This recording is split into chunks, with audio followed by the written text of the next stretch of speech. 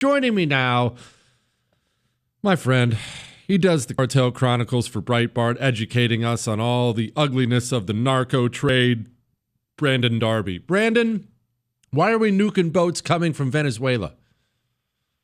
Well, we're nuking them because they're part of a criminal enterprise, a transnational uh, criminal enterprises that are now considered to be foreign terror organizations, and they're bringing uh, fentanyl and cocaine and heroin into our country. And while they're doing so, they're fueling paramilitary groups that um, are challenging legitimate elected governments around the world, and we are stepping it up against them. We are. Yeah, I'm going to tell you, Trump.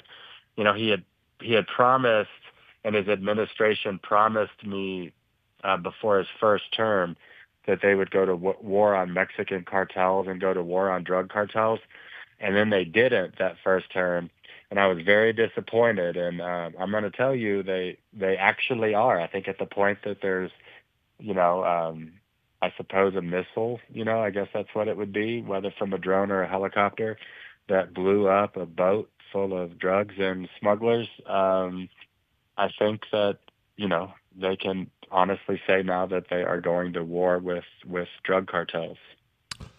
Brandon, I'm going to ask some really, really stupid questions, but I don't know these details and I want to know these details. Why are they on a boat? Now, I asked that question for this reason. From my understanding, the narco trafficking, into Miami and things like that died when we started cracking down on it. And that's part of the reason it funnels up through Mexico now. Why are a bunch of Venezuelans cruising in the open ocean on a boat? Well, okay, so they still have to get the drugs from South America. So in this, if the U.S. government is correct, and I believe they are, the Maduro regime in Venezuela is in fact a narco trafficking organization in itself, right? It is in itself a cartel, a drug cartel. So what they're doing is they're getting cocaine from South America and they're trying to get it into Mexico. Possibly they're trying to get it, maybe it's going to Europe, maybe it's going elsewhere, but probably what happens is it ends up going into Cancun or it ends up going somewhere along the eastern coast of Mexico, and then into ultimately into the United States. So probably it's an intermediary step between uh, coca production, cocaine production, and and a Mexican cartel. Okay, well, that leads me to another detail.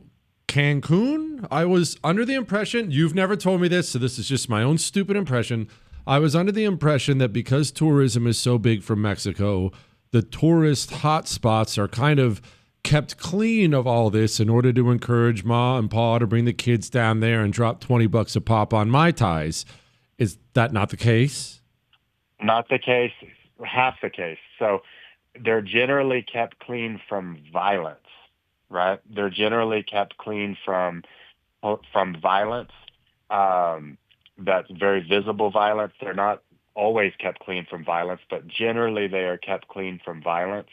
But they are not kept clean from drug smuggling or migrant smuggling, for that matter. A lot of over the last several years, a lot of the people who are coming into Texas, specifically through a state called Coahuila, were people who were smuggled into Mexico.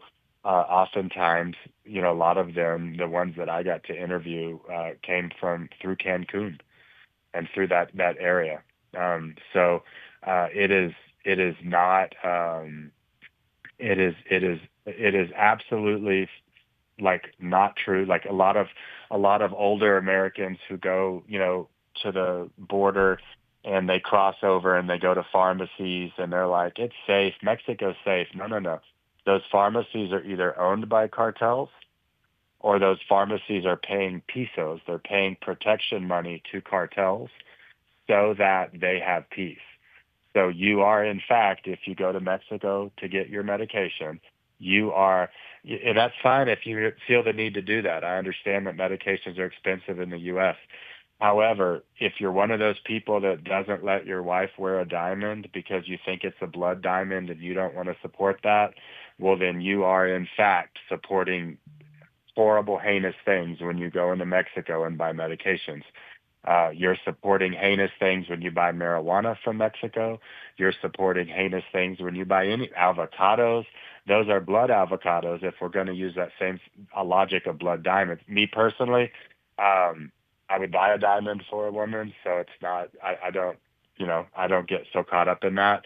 But for the people who do, you're being a big fat hypocrite if you go into Mexico and do that. You're being a big fat hypocrite if you go vacation in Cancun or Acapulco or Rocky Point, because the simple fact of the matter is those places are peaceful because something is either owned by a Mexican cartel and you're fueling them, or they are paying protection money to a Mexican cartel.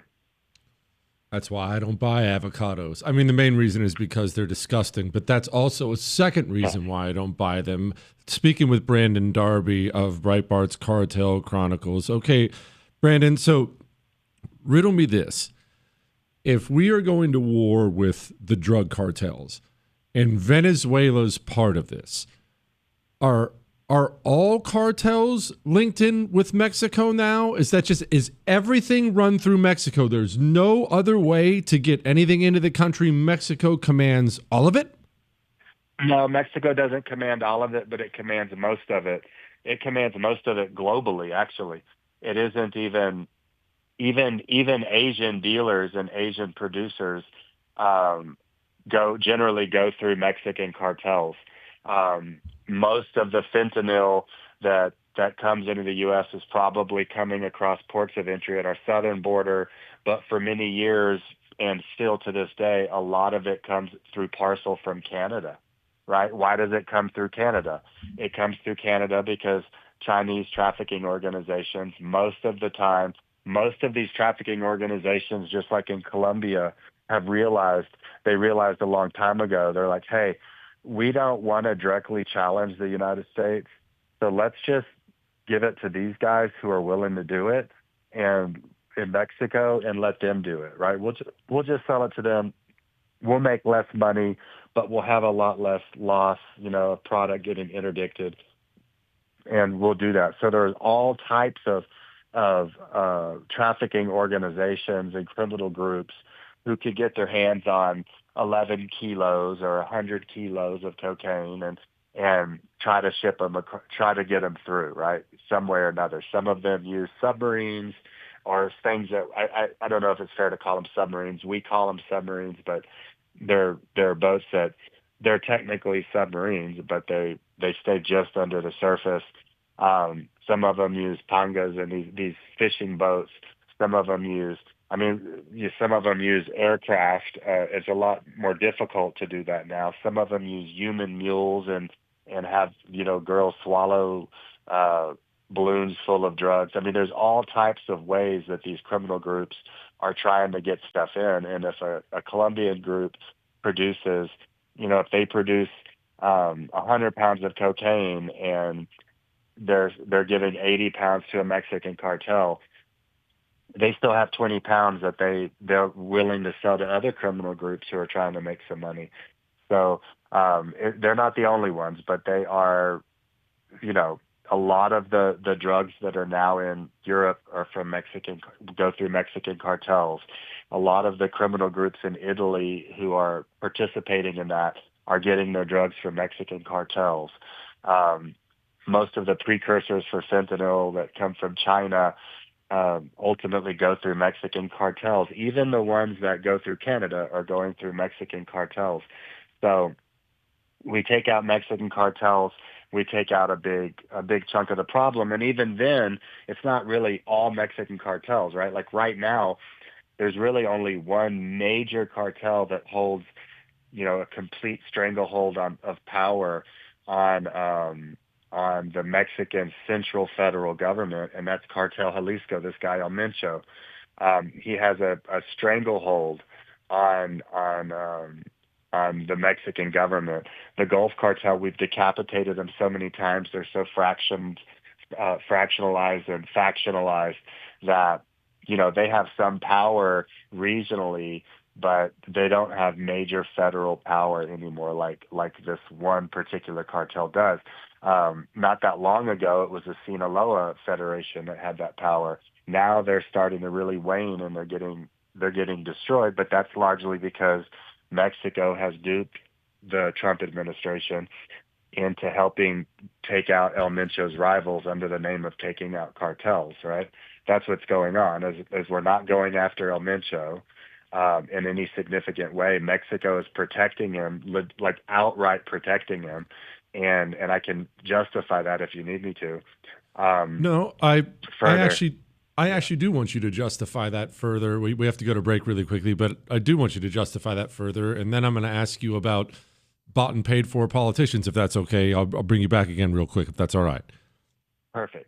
Okay, we'll be right back with more Brandon Darby giving us the lay of the land. I'm always so much smarter. I never give him any credit, too. I go tell all my friends all this information, and I never say where I heard it. Back with Brandon Darby, Cartel Chronicles, Breitbart. Brandon, go ahead and pick up where you left off. You were breaking down all of the cartel disaster for us. Right, right. So basically, when it comes to El Mencho, and we've verified this and documented it, reported it.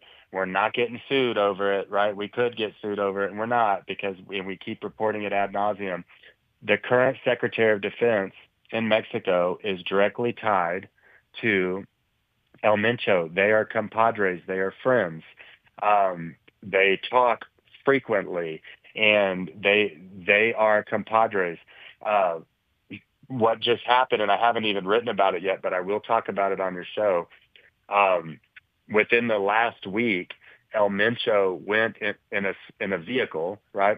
An armored vehicle, but he went in a vehicle with, I think he had two other people with him, two bodyguards, and he traveled to a state called Guanajuato, and a group of military persons in Mexico, a very small group, who really answers to a different person in the chain of command, um, went after him, and they were trying to apprehend him.